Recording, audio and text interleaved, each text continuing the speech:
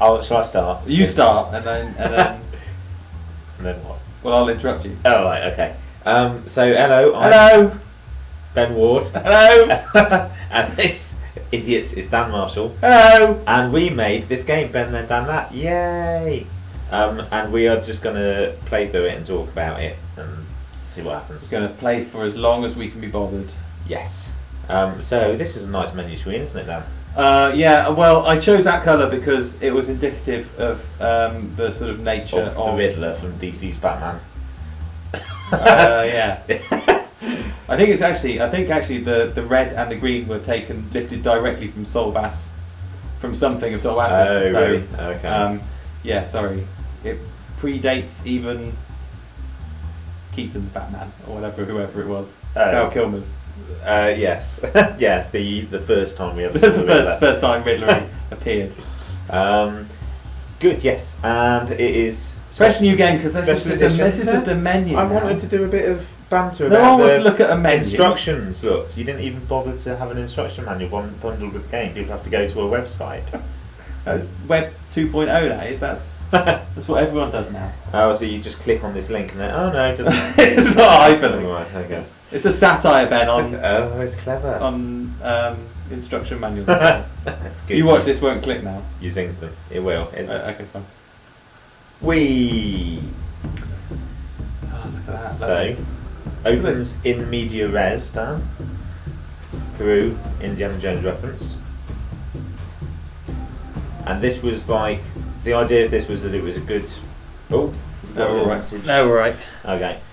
It's the problem with doing commentaries on Windows 7 is there's like constant... constant interruptions. It's like the guy in Monkey Island 3 just constantly opening the door and going, hello, does anybody want an update? You were saying about the idea of this was. This was like the tutorial section, wasn't it? It's like you haven't got to worry about Dan and you've just got to pick something up and use it. And the most logical way of doing that in the story was to have a little Indiana Jones style pre-title sequence that wasn't really... Oh, I see. Anything to do with it. Yeah. Plus... I think maybe for like politeness reasons, you should not belch all the way through this. Yes! I think maybe, like I know it's alright when it's just you and me here, but like I think maybe other people won't want to sit here listening to you burping. The thing was, I did a polite one and covered my hand, and I was like, "Oh, that's not good for the audio. I better just, let it rip." I think it's alright as long as we don't draw attention to it. As long as we just move on. I think the audience for this game is going to be, Idiots. fine with burping and also idiots. Fine. Good. Anyway, so I think you're giving us slightly too much credit there for thinking through this tutorial first. I think it was more just a case of we like Indiana Jones. No, I think it was more just like a. I don't know. I just thought it was just like a let's just do one really simple stupid puzzle because we weren't planning on making a whole game at this point, were we? We were just dicking around with AGS. Like we weren't even. Yeah. Okay. I guess there wasn't any plan to go any further than this particularly. It was just like, hey, let's just put us in a stupid game. Yeah. And these are like the original graphics that we put in, right? This is like the sort of Sylvester McCoy's Adventure Theatre. Make it up as it goes. Make it up as you go along. Video game design school, which is just put something in and then it's finished. Yeah. Move on to the next thing. Yeah. Although this is special edition, so some of these vines are new. But, Yes. And we've got the inventory and stuff thing because some people just didn't. They got stuck on doing this, didn't they? Some people just couldn't work out the GUI, and someone managed to make it to the alien hub, like without knowing that was there, without being able to swap cursor modes and stuff. He managed to walk his way through somehow. I don't understand how he did it anyway. Okay, so let's 4-leaf clover. You have to pick up the. That's it. You pick that up. Thing, and that is a reference to Indiana Jones, Last Crusade, and stick that in the bindle.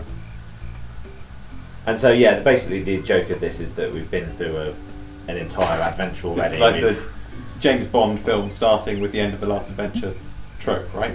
Yes, but it's also kind of done in an adventure gamey way because if you look at the rope and you've stuff, already collected all the stuff. Yeah, Ben's like been through. Ben and Dan have been through like a massive solution, and this is like the end of the solution. And I think this got done in another adventure game after this joke kind of. Someone ripped us off, did they? That's a surprise. Kind of, yeah. Anyway, so first gross joke is stick a rocket up a dead man's bottom. Anus. He's setting the tone really there. But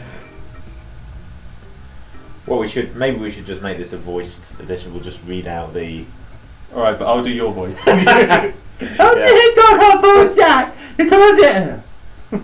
Seriously? That's what you actually sound like. Oh no, I'm a corpse. No, I'm actually I like that. I like this little anime. I learned that sound effect Nice really and LucasArts. Yeah.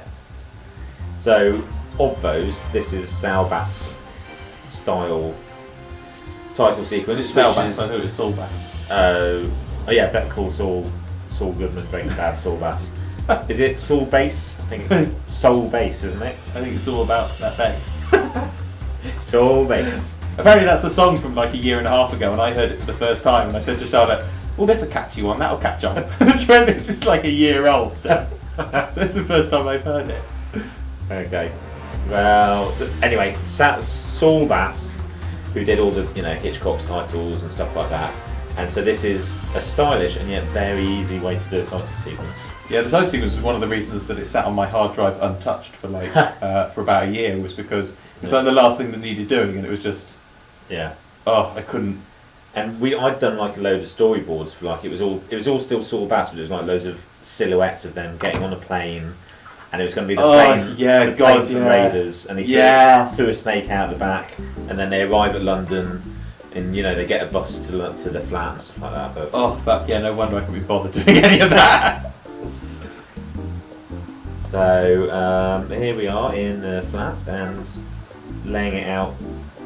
The LucasArts love is just there. I was about to say, away. you see how the purple tentacle has a little twiddly moustache on him? And Yeah. In my naivety, I thought that was a good way that they couldn't do me for copyright. Like, Yeah. You see how they're all like really stylized. Like I Yeah. didn't even draw them in my own style. They are clearly just put through a Photoshop filter or two to make them like. Yeah. But they don't seem to have noticed so far. They don't seem to care. Maybe this video will put us on. I always Disney's. figured that if LucasArts ever did get in touch and go, excuse me, then I would just point them to the end of Monkey Island where there's like a grog machine that's clearly Yes. a Coke machine. Yeah. I would point them to that and go and then their lawyers would just disappear in a puff of logic. Yeah. Well, we'll see one day. One day, When when they're I'm on rich Disney. enough to worth bothering. Now that you're fighting against Disney as well, we'll Oh. see if that happens.